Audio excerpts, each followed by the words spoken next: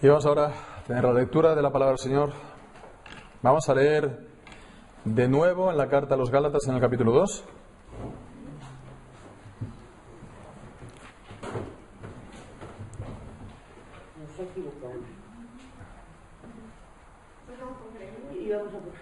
Ya, pues el capítulo 2 de Gálatas en el versículo 21.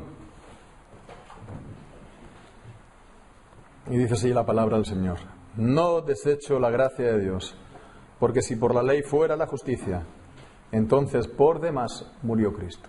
Amén. Y el Señor bendiga su santa palabra. Bien, pues de esta manera pues hacemos un poco algo inhabitual, porque pues normalmente tenemos la distinta lectura y meditación durante el domingo de la mañana y la tarde. Por la tarde tenemos Jeremías, pero como hoy por la mañana hemos tenido la celebración de la cena, pues vamos a tener también por la tarde pues este mensaje un poco especial, que vendría también a concluir lo que la Santa Cena, la celebración de la cena que hemos tenido esta mañana, que la hemos pues tenido con las palabras del versículo precedente: con Cristo estoy juntamente crucificado, y ya no vivo yo, mas vive Cristo en mí. Y lo que ahora vivo en la carne, lo vivo en la fe del Hijo de Dios, el cual me amó y se entregó a sí mismo por mí. Entonces, estas palabras del versículo 21, no desecho la gracia de Dios, porque si la ley fuera la justicia, entonces por demás murió Cristo. Con estas palabras del versículo 21 se está dando la conclusión, ¿no?, a el versículo precedente, el versículo 20. A su vez está el apóstol Pablo concluyendo lo que podríamos decir la parte biográfica de la carta a los Gálatas, a partir del versículo 6, cuando estaba hablando que si alguien predica otro evangelio diferente sea anatema, pues inmediatamente después el apóstol Pablo comenzó a hablar pues de su conversión, de su llamamiento y de su autoridad apostólica. Y pues lo que hemos estado viendo en los últimos versículos del capítulo 2 es, digamos, ya se puede decir la transición, sobre todo a partir del versículo 15, es la transición a lo que nos vamos a encontrar en el capítulo 3 y 4. En el capítulo 3 y 4 de la carta a los Gálatas, aunque también está el capítulo 5 y 6, pero bueno, digamos, el corazón doctrinal, el corazón de la enseñanza, el corazón de la doctrina en esta carta se encuentra en los capítulos 3 y 4. Y bien, pues desde el versículo 15 hasta el final es, digamos, los versículos, el pasaje de transición, en el que se va pasando de su experiencia, de su llamamiento, etcétera, etcétera, de su autoridad como apóstol, a la enseñanza de la palabra de Dios acerca del Evangelio. Y bien, este versículo entonces 21 está concluyendo todo esto, con lo cual vemos que también a nosotros nos puede servir bien para concluir lo visto esta mañana y también pues esta sesión especial para la vida de la Iglesia, que es la celebración de la Cena del Señor. De todos modos, vemos este versículo 21 también nos da a nosotros una doctrina o una enseñanza también muy importante para todos los cristianos, muy importante. Y esta doctrina o enseñanza es que la gracia de Dios ha de ser debidamente recibida por los creyentes. La gracia de Dios ha de ser debidamente recibida y es por lo tanto el deber de ellos recibirla de esta manera. Dice pues: no desecho la gracia de Dios, porque si por la ley fuera la justicia de Cristo, entonces por demás murió Cristo. No desecho la gracia de Dios. De esta primera frase, no desecho la gracia de Dios, se saca una inferencia o una deducción. Se deduce claramente: no desecho la gracia de Dios. Pues se deduce que la gracia de Dios anteriormente ha sido ofrecida. No desecho la gracia de Dios. Entonces, esto significa que uno ha recibido el ofrecimiento de la gracia de Dios. Y no lo desecha pues por eso, porque lo ha recibido favorablemente, como es debido. Pero entonces lo que decimos, esto confirma que la gracia de Dios ha sido ofrecida. Y bien, pues esto es algo también importante y es algo que lo vemos en la palabra de Dios una y otra vez. La gracia de Dios, el Señor la ofrece. La ofrece libremente y la ofrece gratuitamente. En la predicación del Evangelio tenemos este pasaje tan importante en Isaías 55, que dice a todos, 55, versículo 1, a todos los sedientos, venid a las aguas, y a los que no tienen dinero, venid, comprad, comed. Venid, comprad sin dinero y sin precio, vino y leche. ¿Por qué gastáis el dinero en lo que no es pan y vuestro trabajo en lo que no sacia? Oíd atentamente y comed del bien, y se deleitará vuestra alma con grosura. Inclinad vuestro oído y venid a mí. Oíd y vivirá vuestra alma, y haré con vosotros pacto eterno, las misericordias firmes a David. Entonces vemos, está ofrecido. Dice pues que vengan, venid a mí. Una y otra vez se está diciendo esto. Venid a mí, venid, uno, comprad sin dinero y sin precio. También dice en el versículo 3, venid a mí, venid a mí. Y esto es entonces el llamamiento del Evangelio. El Señor Jesucristo en el Evangelio de Mateo dice, venid a mí todos los fatigados y cansados y yo os haré descansar. Y este llamamiento es gratuito. Lo vemos aquí de nuevo en este pasaje de Isaías, porque dice, comprad sin dinero. No podemos nosotros comprar el favor. El hombre no puede comprar la gracia de Dios. La gracia de Dios es precisamente gracia porque se da gratuitamente. Y el Señor la ofrece gratuitamente. No está diciendo, venid y compradme lo que cuesta mi perdón. Él dice, recibidlo gratuitamente. Recibidlo gratuitamente. El Señor lo ofrece. También vemos en Isaías, el capítulo 1, haciendo más referencia al perdón de los pecados, al llamamiento que hace allí en el capítulo 1, a la limpieza, a la purificación de los pecados. Dice en el versículo 18, venid luego, dice Jehová, y estemos a cuenta, si vuestros pecados fueren como la grana, como la nieve serán emblanquecidos, y si fueren rojos como el carmesí, vendrán a ser como blanca lana. Venid de nuevo, dicen, venid a mí. Hemos leído en Isaías 55, venid a mí, dice el Señor Jesucristo, y aquí también, venid a mí, y estemos a cuenta. Los versículos anteriores está diciendo de dejad de hacer lo malo y aprended a hacer lo bueno, arrepentíos. Esto es un llamamiento, por lo tanto, a venir a Él en arrepentimiento, en dejar los pecados. Y si venís a mí, dice, pues entonces, aunque vuestros pecados sean más rojos que la grana, pues dice, se volverán más blancos que la nieve, serán emblanquecidos, serán limpiados. La culpa del pecado, pues será borrada delante de mí, pero también el poder del pecado y su infección en vosotros serán lavados, dice el Señor Jesucristo. Serán lavados. En Ezequiel también vemos, en el capítulo 18 de Ezequiel, vemos acerca también del ofrecimiento de la gracia del Señor.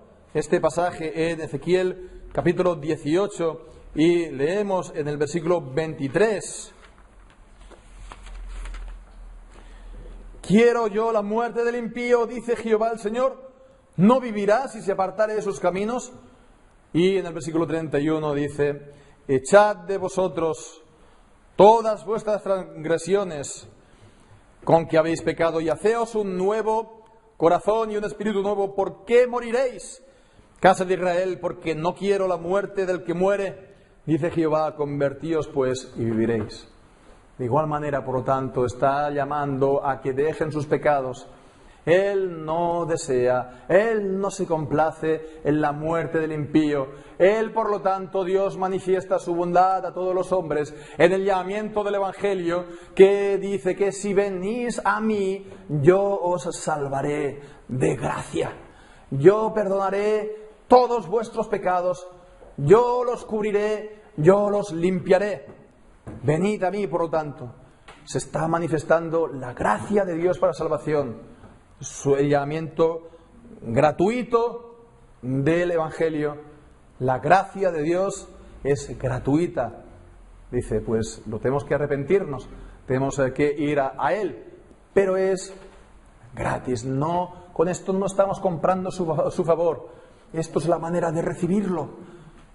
El favor y la gracia de Dios es gratuito. El Señor, por lo tanto, lo da sin que nosotros lo compremos. Y esto es también lo que hemos visto esta mañana en la Santa Cena. Es también lo que ocurre en el bautismo. Los sacramentos, evidentemente, es un pacto mutuo entre Dios y el hombre, entre Dios y los creyentes. Es un compromiso mutuo también, por lo tanto, de los creyentes para con Dios. Pero no hay que olvidarse nunca que los sacramentos están basados ¿en qué? En la gracia de Dios. Y pues es por eso, por lo cual nosotros podemos tomarlos en nuestras manos y confirmarlos. Y pues responder, amén, sí, amén, porque Dios en su misericordia y en su gracia, pues se rebaja, Él acepta a condescender, a ponerse a nuestra altura y a darnos además estas señales de su gracia. Él podría, por todos nuestros pecados, rechazarnos, pero Él en su gracia, pues nos invita y nos dice que va a ser nuestro Dios para que nosotros seamos también su pueblo. Por supuesto, decimos que comporta responsabilidad para los creyentes. El bautismo dado a los niños cuando son pequeños es una consagración a Dios y por lo tanto es una responsabilidad para los padres y después también a los hijos.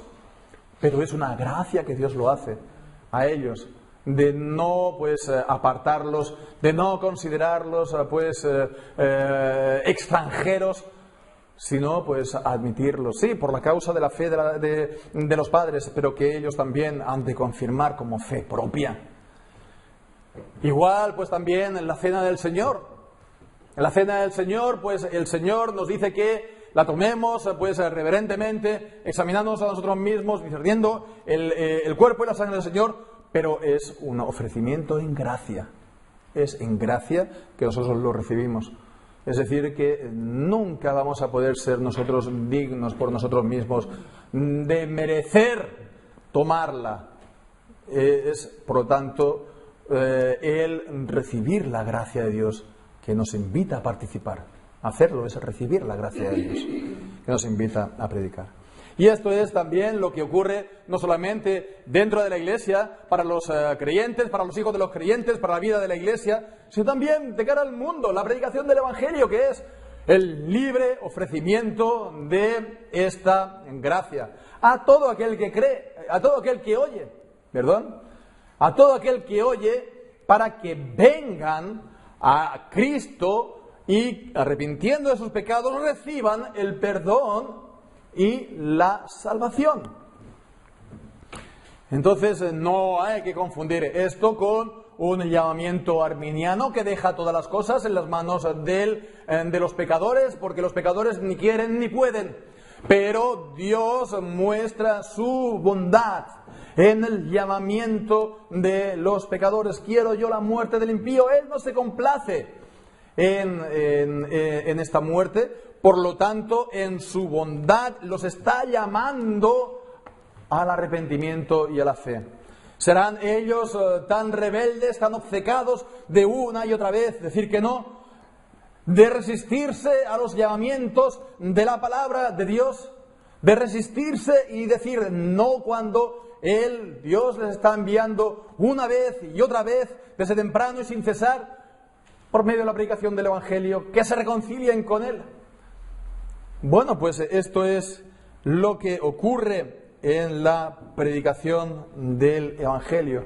La gracia de Dios se ofrece sinceramente de parte de Dios por medio de los predicadores, de los ministros, de los embajadores de Dios que actúan como tales ante el mundo.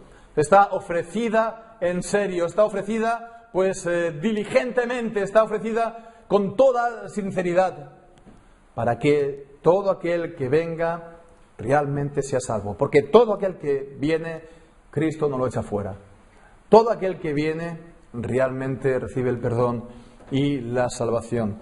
La gracia de Dios, por lo tanto, es gratuita y está ofrecida. Y esto es lo que decíamos, ¿no? Esta primera frase en Gálatas capítulo 2, versículo 21, no desecho la gracia de Dios, pues implica primeramente este ofrecimiento de la gracia de Dios. Pero por otra parte vemos que esta gracia ofrecida por el Señor, tal como lo hemos visto, se puede llegar también a desechar. Desechar, pues, viene a significar en el original, también en nuestro idioma, ¿verdad? En español, desechar significa rechazar, ¿verdad? Literalmente es no poner o poner aparte. Desechar es poner aparte. No lo plantas en tu corazón, lo apartas como algo sin valor. Y bien, pues puede ocurrir esto, que la gente reciba esto, el llamamiento de la gracia, y lo desechen de distintas maneras. Si la gracia de Dios es multiforme, también no es un juego de palabras, pero sí que hay distintas maneras, distintas formas de desechar la gracia de Dios, de rechazarla como algo sin valor. Podemos hacer un pequeño repaso, por ejemplo, cuando aquí en el mismo contexto, incluso en el mismo pasaje, cuando dice, si por la ley me fuera la justicia, entonces por demás murió Cristo. Una de las maneras principales de desechar la gracia de Dios es centrándose en la ley, en los mandamientos y en las obras. Lo cual está bien, por supuesto, porque es la ley de Dios. Y las obras es la obediencia a la palabra de Dios. Pero de una manera equivocada, centrándose en la ley para obtener justicia de Dios. Es decir, la ley y la obediencia para obtener la salvación de Dios. Y eso es completamente equivocar el mensaje de la salvación, porque, como dice, si por la ley fuera la justicia, si recibimos la justicia de Dios y por lo tanto la salvación de Dios por medio de la ley, de la obediencia de las obras, entonces dice, por demás murió Cristo. Si estuviera en la mano del hombre, ¿verdad?, hacer a voluntad, según la ley de Dios, ¿para qué murió Cristo? ¿Para qué el Hijo eterno de Dios, el Hijo unigénito, nació de mujer y se hizo hombre y cumplió toda la ley y también pues murió en la cruz del Calvario? ¿Para qué? Y esto es lo que tendrán que responder los papistas, la Iglesia Católica Romana, que han extendido la salvación universal a toda religión, ¿verdad? Porque ellos han dicho, bueno, pues ahora pues en toda religión hay algún que otro granito de luz, hay algún que otro granito destello de la verdad, de la revelación divina, con lo cual, aunque no tengan, aunque no crean, aunque no oigan de Cristo, pero tienen ese granito de luz, por lo tanto, si ellos obedecen, si ellos cooperan, serán salvos. Pero vemos, si es así, ¿para qué vino Cristo? ¿Para qué murió Cristo? ¿Para quién murió Cristo? Bien, pues entonces se está desechando la gracia de Dios. Y esto pues se puede hacer de distintos grados, aquellos que son los, podemos decir así, los duros, ¿no? Aquellos que dicen, no, la salvación al final es el hombre por sus facultades que lo puede hacer. Es el hombre que no ha quedado, por lo tanto, afectado por la caída. Es que ni siquiera hubo caída, ¿sabéis? Porque Adán y Eva no existieron, por lo tanto no hubo pecado original, ¿sabéis? Entonces el hombre tiene en su capacidad, tiene los recursos suficientes para ajustar la vida a los principios de la ley natural que él conoce y entonces ser bueno él mismo. Y esto es pues el pelagianismo, ¿verdad? El pelagianismo es una herejía del siglo XIV, del siglo IV, V, contra la que batalló el obispo de Hipona, Agustín de Hipona. Esto es, en realidad, lo que después de la Reforma nos encontramos con los socianos que son los abuelos de los liberales. Esto es el liberalismo del siglo XVIII, de los enciclopedistas. Esto es, en general, los abuelos o los antepasados cercanos del mundo en que vivimos. El hombre no tiene necesidad de la religión, el hombre no tiene necesidad de un Dios que lo salve, porque el hombre puede salvarse a sí mismo. Solamente hace falta que él se lo proponga, solamente hace falta que pues Él avenga a colaborar. El hombre es bueno por naturaleza. Si hay algún problema es algo etéreo, es algo de la sociedad que lo ha corrompido, pero el hombre es bueno por naturaleza. Esta es la música que nos han hecho pues escuchar desde pequeños, ¿verdad? Es el antepasado del día de hoy y ya vemos el resultado. No hay fruto malo que provenga de un árbol bueno. El árbol estaba pues corrupto y roído de raíz. Pero bueno, decíamos, esos son los duros. Después están los light, están los suaves, que son aquellos, bueno, evidentemente el hombre está tocado, ¿no? El hombre pues no es bueno, pero el hombre de alguna manera, Dios le ha dado algún correctivo. Dios le ha dado algún correctivo y entonces Él puede ayudar y puede colaborar de alguna manera para salvarse con su obra, con su participación, con sus obras. Y entonces le quitamos esto y le ponemos con sus méritos. Cada cosa que Él hace de su buena voluntad, por lo tanto, es un mérito delante de Dios para que sea salvo. Bien, es un camino medio entre lo que hemos visto anteriormente y pues pues la visión de la palabra de Dios. El hombre está afectado, pero es una enfermedad. Es un constipado pasajero, ¿verdad? No es algo que le haya afectado lo más profundo del alma. El hombre, en realidad, pues sí, hubo un pecado original, pero es como si fuera una minoría de edad, ¿no? Después, conforme va pasando el tiempo, es más maduro y pues puede hacer más. Lo otro era el pelagianismo y este es el semipelagianismo. Y bueno, pues el arminianismo que conocemos es esto, ¿verdad? Es esto. El hombre puede colaborar, por lo tanto, la salvación depende de él, de su buena voluntad, ¿no? Depende de su voluntad no está afectada. O si lo estuvo, pues Dios se la ha reparado a un nivel suficiente para que pueda hacer sí por su propia voluntad. Entonces, si no lo hace, es por su demérito. Si lo hace, es por su mérito. Dios salva al que se lo merece. Bueno, la respuesta de aquí de la palabra de Dios es: si así fuera, por demás murió Cristo. Si así fuera, por demás que murió Cristo. ¿Para qué tuvo que venir entonces Cristo a morir? ¿Verdad? Si el hombre pues tiene ese poder de voluntad, pues si él no es tan pecador como para que para qué se tiene que inventar este camino de salvación que pasa por la muerte del Señor Jesucristo y por la fe en Él. Bien, pues todas estas maneras son estas maneras de desechar la gracia de Dios, de disminuirla, de no ver su importancia y su valor. Era lo que estaba relacionado con el problema que estaban viviendo los Gálatas, ¿no?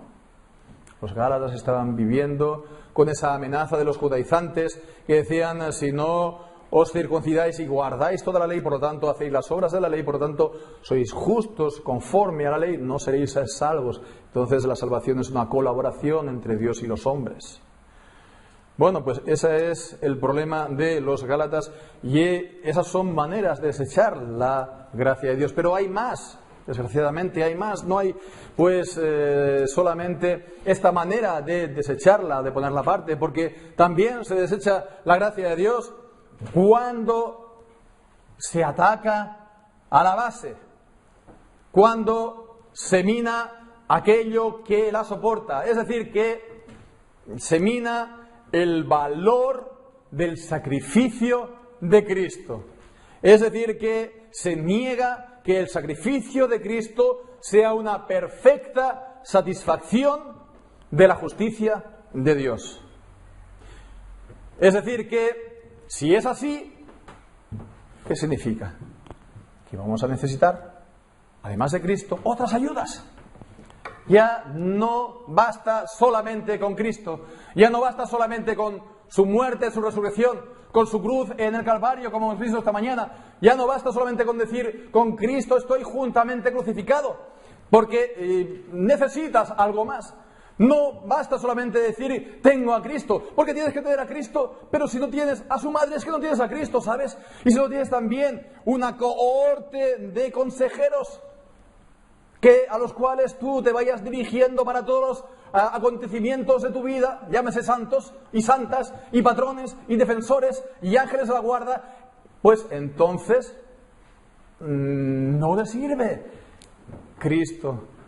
Entonces vemos que al final Cristo es uno más, ¿no? Es uno más entre toda esta cohorte. Es el hermano mayor tal vez, pero no el único y suficiente Salvador que con su muerte nos ha reconciliado con Dios y hemos recibido el perdón completo de todos nuestros pecados y una perfecta salvación. ¿Por qué? Porque su satisfacción en su sacrificio, su expiación fue igualmente perfecta, a la cual no se tiene que añadir nada porque es perfecta y completa para todos los pecados de todo el pueblo de Dios. Podía limpiar todos los del universo entero, pero Dios ha querido hacerlo solamente con los de su pueblo. Lo podía hacer porque el valor de la muerte y de la sangre del Hijo de Dios es infinito, porque es la sangre del Hijo de Dios, es su vida entregada en sacrificio.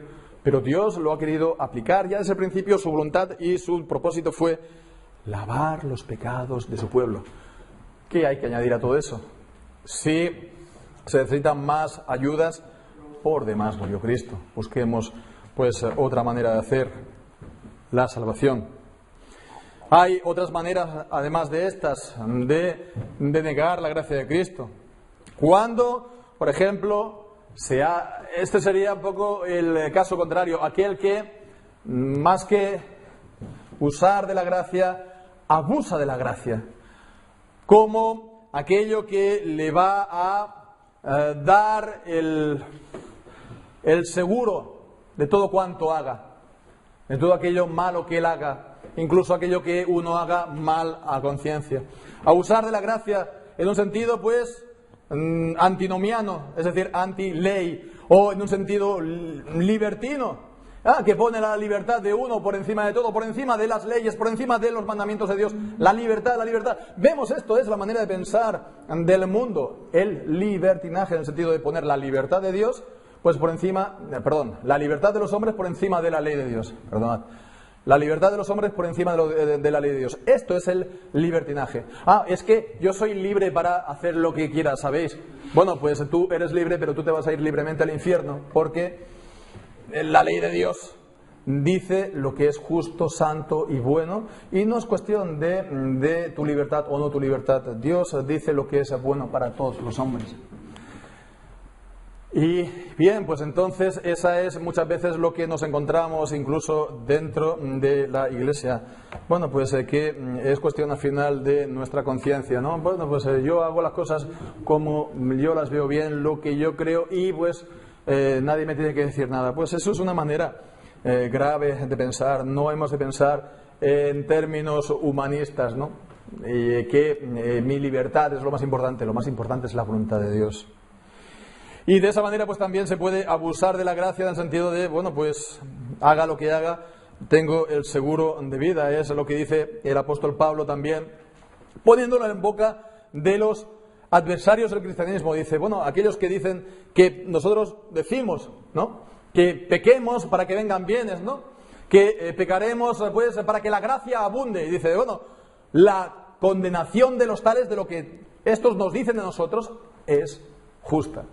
Pues si es justa la condenación de los que nos difaman de esta manera, ¿qué no será de aquellos que utilizan la gracia de Dios de esta manera? Abusar la gracia de Dios es hacer la gracia de Dios vana. Es hacer la gracia de Dios vana. ¿Por qué? ¿En qué se diferencia entonces tener la gracia de Dios que no tenerla? ¿Un pecador de otro pecador? No se diferencia de nada, ¿no? Solamente que uno dice que es cristiano, pero es lo mismo. En 1 Corintios capítulo 15, versículo 10, dice, por la gracia de Dios soy lo que soy, y su gracia no ha sido en vano para conmigo. Aquel que hace con su vida lo que quiere sin tener en cuenta la voluntad de Dios, hace de la gracia de Dios algo vano y sin valor. Pero también hay otras maneras de desechar la gracia de Dios. Cuando uno tiene, pues también incluso demasiados escrúpulos. Esto sería lo contrario. Pero también para apropiarse de la gracia de Dios en Cristo. De aquellos que dicen, no, es que yo soy demasiado pecador. Es que yo he hecho demasiados males como para que Dios me perdone. Bueno, pues eso no es una manera bíblica de pensar, porque el valor del sacrificio del Señor Jesucristo es capaz de borrar los mayores pecados del mayor de los pecadores y de todos los pecadores. Y no hay ningún pecado que esté fuera del poder de Dios para salvar, ni fuera de la satisfacción de Cristo, dejando aparte la blasfemia del Espíritu Santo, que es otra categoría especial de pecado que no tiene pues nada que ver con los pecados de lo que estamos aquí hablando, que es pues por lo tanto los pecados, los actos que uno ha hecho pues cuando está lejos de Dios, cuando no conoce a Dios. Bueno, pues no hay ningún pecado fuera del alcance de la gracia de Dios para salvar. Y hemos leído en Isaías que si los pecados de uno fueran rojos como la grana, como el carmesí, vendrán a ser como blanca lana, como nieve. Por el poder de la gracia de Dios, por el perfecto sacrificio del Señor Jesucristo, por la obra eficaz del Espíritu Santo, por la gracia de Dios obrando en el interior, de modo que aquel que está en Cristo, nueva criatura es, las cosas viejas pasaron y aquí todas son hechas nuevas. Y cuando se tiene esos escrúpulos, pues entonces también se está poniendo aparte la gracia de Dios, porque no se le da la suficiente importancia y valor a la gracia de Dios, paradójicamente, pero sí es.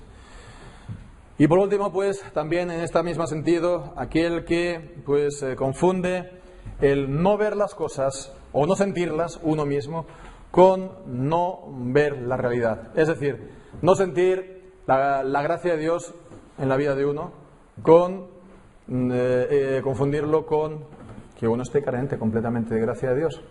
Hemos hablado esta mañana pues de encontrar la presencia de Dios, de Cristo, en la vida de uno, en el interior y en el alma. Es algo a veces no fácil de ver. La presencia de Cristo no es algo tan evidente a ver. Hemos visto que una de las maneras de verlo es también por medio de los frutos, de los resultados de nuestra vida. ¿Y qué pasa? Esto muchas veces no va a ser una cosa pues diáfanamente clara, porque no vamos a ser nunca perfectos, y ahí está para probarlo Romanos 7, que hemos leído también esta mañana, con lo cual pues a veces, bueno, no está a veces suficientemente claro, o nuestros propios sentimientos, que a veces pueden pues variar de estar confiados, a otras veces por cualquier cosa pues venirnos abajo o estar dudando, y entonces en este va y viene y en esta incertidumbre pues uno decir, no, yo no tengo la gracia de Dios. ¿Por qué? Porque si yo la tuviera no estaría yo en esta incertidumbre, en este va y ven como estamos viendo. Pues no es cuestión tampoco de esto, porque la gracia de Dios no hay que confundirlo con el resultado de la gracia de Dios en nuestra vida. La presencia de Cristo en nosotros no es lo mismo que nuestra percepción, nuestra visión de Cristo. Entonces hemos de sí pedir al Señor que nos haga conscientes de esta, pero esta realidad de Cristo se da cuando confiamos en Él. Si confiamos en Él, si tenemos fe en Él, tenemos la presencia de Cristo.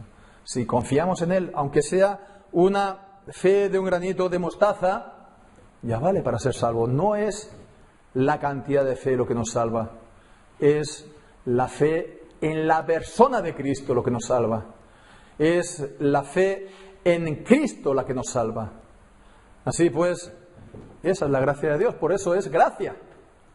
Por eso es gracia, porque Dios salva también a personas que han confiado en Él, pero que están en esa situación, que necesitan sí ser confirmadas por el Señor, pero que eso no está fuera del alcance de la gracia de Dios. Por eso es gracia. Bien, pues todas estas cosas son razones por las cuales los hombres pueden poner aparte la gracia de Dios, rechazarla. Resumidamente, unas y otras causas son en distintas categorías o distintos casos, ¿verdad?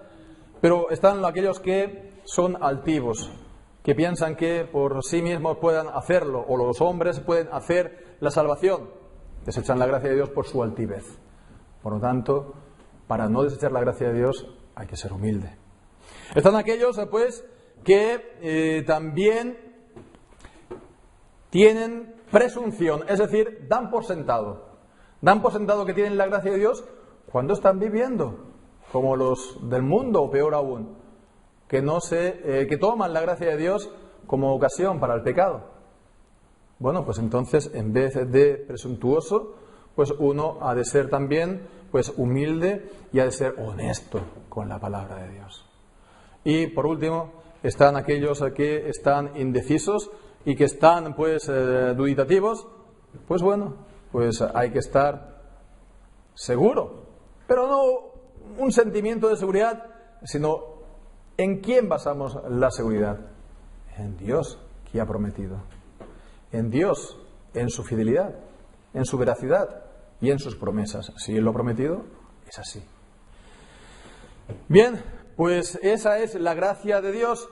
No hay que desecharla. Y entonces, no siendo altivos, no siendo presuntuosos, no siendo indecisos, sino todo lo contrario, lo recibimos y da buen fruto en nosotros. Y decía el apóstol Pablo en 1 Corintios 15, versículo 10, que por la gracia de Dios soy lo que soy. Y la gracia de Dios no ha sido vana para conmigo, como lo hemos leído. Y dice, antes he trabajado más que todos ellos.